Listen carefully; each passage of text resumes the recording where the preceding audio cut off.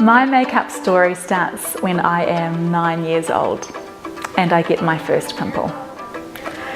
As far as I know, nobody else in school or anyone else my age had zits, and here I was with my first pimple. I remember getting called a couple of different insults. When I was 10, I was called Dot to Dot by some kids in the playground. I thought that was pretty clever. Another really clever one I got called was Acne Acres. And for those who know Looney Tunes, it was a little play on the word Acme Acres University. So again, kind of funny. But that was by a boy I was meant to be going around with at the time. So it hurt a little bit as well. So by the time I was 12, I was wearing foundation to school every day. And my bad skin, as I called it then, was quite a big consuming part of my world. Every night when I would say my prayers, it was at the top of the list. Heal my skin, please God, because it was just such an embarrassment, and I was using makeup, and it was just, I felt too young to be struggling with things like that at such a young age. I also had a feeling that maybe my bad skin would be used for something good in the future. I really hoped that these ugly red scabs and spots and blemishes would actually be some source of victory, or I would have a good story to tell at the end of it when I could look back and laugh at those years.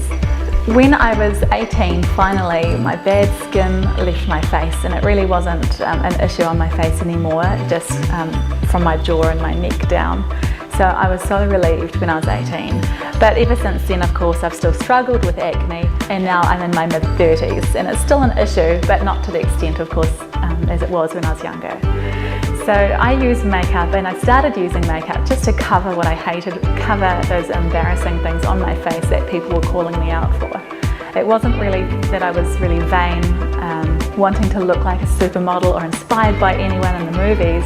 It was just, I was embarrassed, and I wanted to use it as a camouflage and to cover things I didn't like.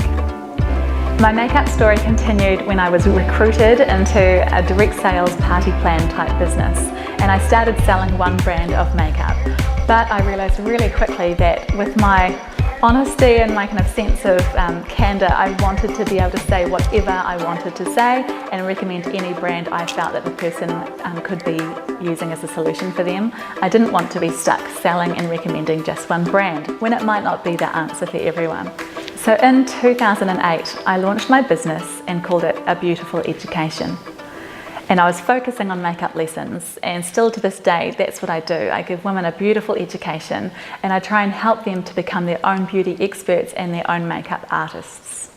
Instead of offering free parties in people's homes in a bid to try and sell a certain brand, I went back to the old way of business, which is charging for a service and then letting my customer buy the products they wanted wherever they wanted to buy them.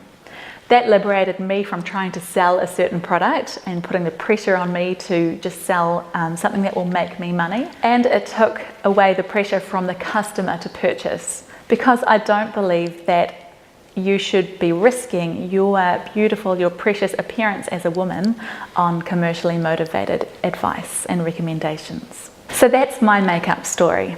Most of the women I serve today with makeup lessons are in their mid-30s or 40s. They're busy professional women, right up to women who are in their 60s, and maybe they're semi-retiring, but really wanting to look special and feel so much better than how they're feeling right now.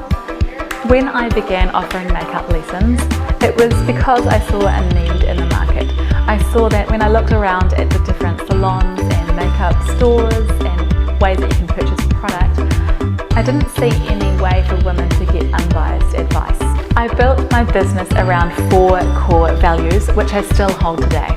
They are unbiased information, authentic beauty, inspired action, and practical